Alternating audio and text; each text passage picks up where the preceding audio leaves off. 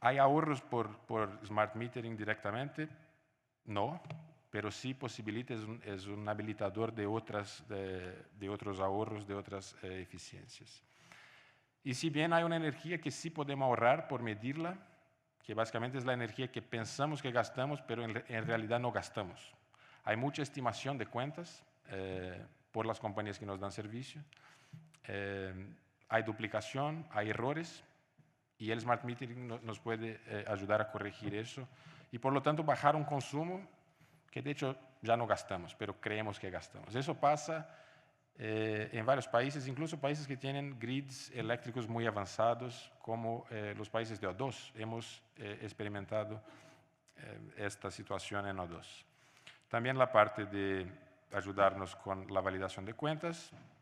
En algunos países hay incluso incentivos, o sea, podemos, este servicio de telemedición, que en muchos países, en la mayoría de los países, la compañía eléctrica nos da, nosotros podemos hacer cargo de ese servicio y descontar el pago referente a la medición. O sea, eso hacemos, por ejemplo, en Inglaterra, en Reino Unido.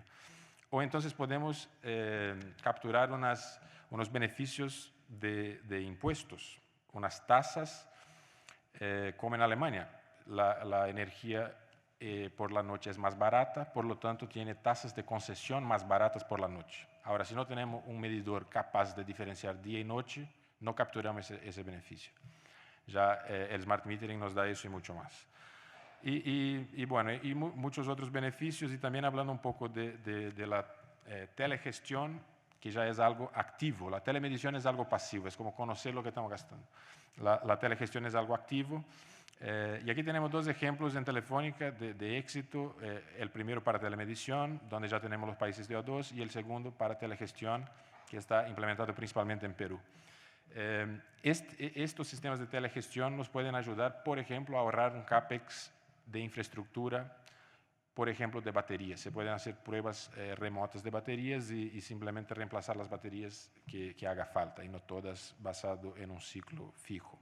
O sea, eso para nosotros es clave, es algo fundamental y que en nuestra visión estará en todas las operadoras, en todos los sitios. Telefónica tiene más de 100.000 sitios de todos los tipos, ¿no? Celulares, data centers, centrales, oficinas. Y la visión es que lleguemos a ellos con ese tipo de tecnología. Bueno, la segunda que queremos explorar aquí son las funcionalidades de hibernación o de ahorro energético. Muchas son por software. O sea, aquí tenemos aquí un ejemplo de Huawei que básicamente nos cuenta, durante las horas del día necesitamos el mismo número de portadores encendidas siempre, y la respuesta es no, naturalmente. Entonces, ¿por qué las tenemos? ¿No?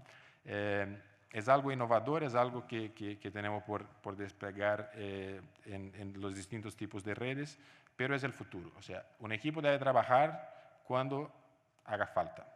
Y otras industrias van al mismo camino, ¿no? Los autos hoy se paran en las luces de tráfico y se apagan y se quedan en stand-by. Y ahí, cuando vuelven cuando viene la luz verde, arrancan otra vez. No están totalmente apagados, están en un estado de stand-by, ¿no? Y vuelven, y eso ahorra combustible. El otro día yo fui a tomar agua en la oficina nuestra ahí de Islao, y la máquina de agua estaba durmiendo. Entonces, bueno, y muy bien, se aprieta el botón y viene el agua y helada. Entonces, es una tendencia natural de que todo equipo tiene que trabajar cuando necesite trabajar y no más que eso, ¿ya? Y para los de telecomunicaciones, el camino es el mismo. Después, hablando un poco de mayor eficiencia de equipos, ¿no? O sea, ineficiencia, como yo mencioné antes, está muy relacionada a pérdidas por calor, ¿ya? Y aquí vemos los rectificadores. ¿Qué son los rectificadores? Son las cajas que transforman corriente alterna en continua, ¿no? La mayoría de nuestros equipos trabajan en continua, por lo tanto tenemos que rectificar la energía que viene de la red alternada. Bueno, en ese proceso hay pérdidas, y esas pérdidas pueden llegar a un 30%. O sea, hay equipos que simplemente al hacer una conversión de la energía pierden un 30%. Y nosotros tenemos esos equipos en red, ¿ya? Que son de generaciones más antiguas, ferroresonantes, electromecánicas, y eso va evolucionando muchísimo, como nos muestran nuestros proveedores, y hoy por hoy tenemos equipos en niveles de 96. Eso, de forma aislada, no hace un plan de negocio fantástico. Estamos hablando aquí de retornos de la inversión de 4 años. Pero son muchos beneficios que se pueden poner en conjunto, incluso la mejora de calidad de las redes y de fiabilidad, para hacer un plan de negocio que se pueda financiar incluso externamente. Y a eso es eso que estamos buscando, naturalmente con la responsabilidad económica, ¿no? No podemos hablar de reemplazar toda una planta que sigue funcionando si es que eso no tiene un beneficio muy claro económico. Pero nuestro trabajo es juntar todas esas piezas para llegar a los planes de negocio y hacer los reemplazos. Finalmente, el apagado, ¿no? El apagado selectivo. Otra vez, muy condicionado a un plan de negocio, a un plan de migración.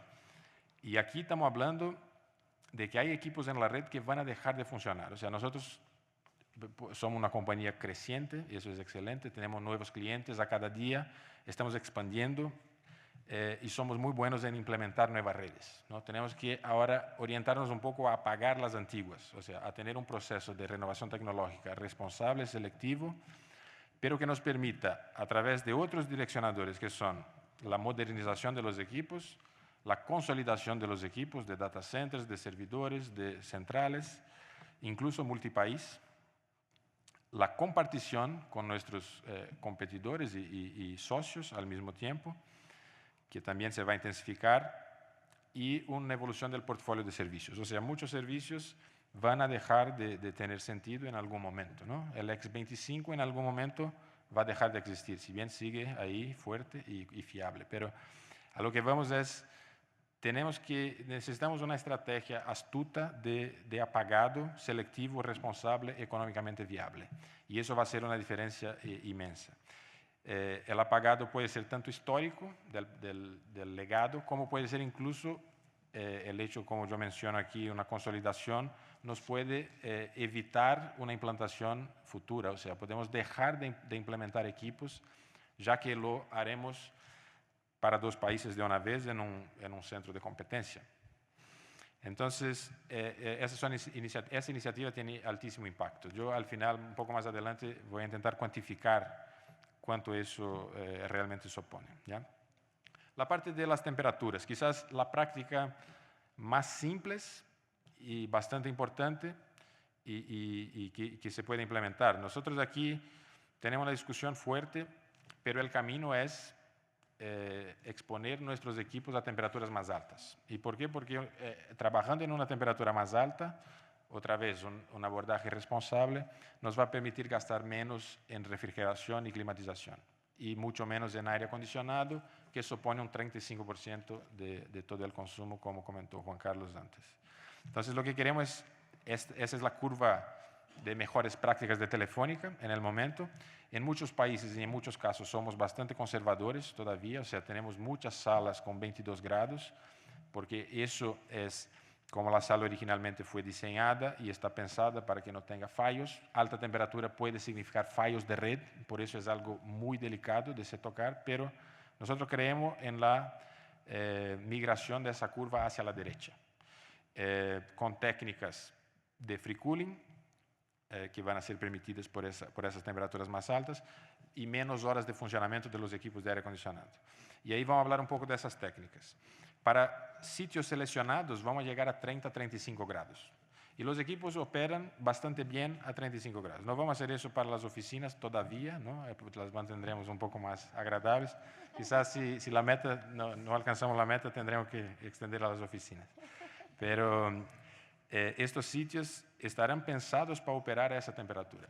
Cuando hablamos de sitio, un punto muy crítico son las baterías, es el backup. Y de eso vamos a hablar un poco más adelante. Pero humedad y temperatura son variables clave de controlarse de forma muy fina, ¿no? Y el Smart Metering nos puede ayudar aquí también. Podemos tener remotamente una visualización de las temperaturas y alarmas. O sea, si la temperatura sube demasiado, nos sale una alarma y hay que tratarlo. O hay que abrir la puerta, ¿no? del sitio. En muchos casos operamos en regiones muy frías, entonces básicamente abrir la puerta muchas veces también ya resuelve. Bueno, enseguida explorando un poco más el free cooling. El free cooling, ¿qué es el free cooling? Es la refrigeración gratis, ¿no? ¿Por qué gratis? Porque utiliza aire externo con un ventilador. Es casi gratis, la verdad. Se gasta un poquito de energía, pero mucho menos que un compresor tradicional de aire acondicionado. Entonces aquí otra vez dando ejemplos de nuestros operadores, tenemos la foto aquí de Uruguay, tenemos aquí los resultados del plan de verano, que fue comentado también, y básicamente lo que queremos es entender mucho mejor cómo funciona una caseta, una sala, en cuanto a sus temperaturas en las distintas regiones y en cuanto al impacto de esas temperaturas en los equipos, ¿no? Esa es una acción clave para bajar los 35%. En muchos sitios podemos llegar a reducciones de un 90%. ¿No? ¿Qué significa una reducción de 90% del cooling? Significa que teníamos aire acondicionado, le cambiamos por un ventilador que gasta 10% de la energía. Y eso es posible, en muchos casos es posible.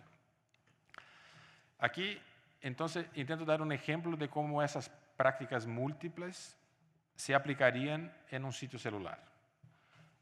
Sitios tradicionales de Telefónica eran casetas, ¿ya? Eran como containers muchas veces, implementaciones así muy masivas, muy rápidas, y tenemos esos diseños, teníamos en el pasado ese diseño y todavía tenemos esos sitios existentes, y aquí también vamos un poco por la transformación de los sitios existentes. Y aquí quiero dar unos ejemplos de cómo aplicamos estas distintas prácticas, ¿no?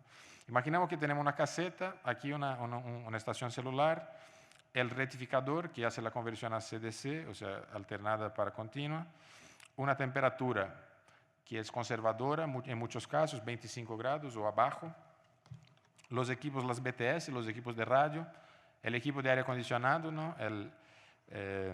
Bastante algo de nuestras prácticas, ¿no? que es reducir el consumo de este equipo, las baterías para backup y los equipos de transmisión. Muy bien. O sea, en un abordaje clásico, antiguo, que ya lo estamos cambiando, era así que construíamos los sitios. Queremos pasar de ese diseño clásico a algo mucho más eficiente.